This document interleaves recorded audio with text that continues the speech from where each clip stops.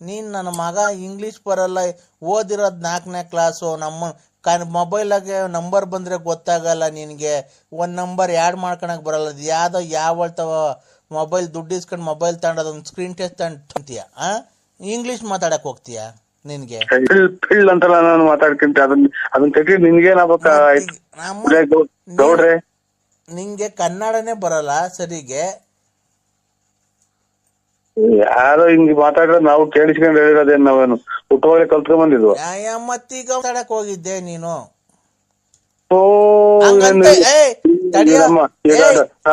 ನನಗೆ ಡೊನೇಷನ್ ಕೊಟ್ಟು ಪಾಠ ಹೇಳ್ಕೊಡಕ್ ನೀವೇನ್ ಮೇಷ್ಟ್ರ?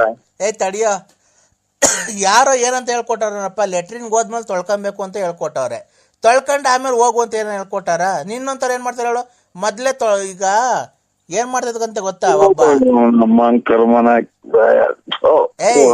ನಿನ್ನಂತ ಬುದ್ಧಿವಂತ ಏನೋ. ಹಲೋ ಸ್ವಾಮಿ ಪರಮಾತ್ಮ ನರಸಿಂಹ, ನಿನ್ನಂತ ಬುದ್ಧಿವಂತ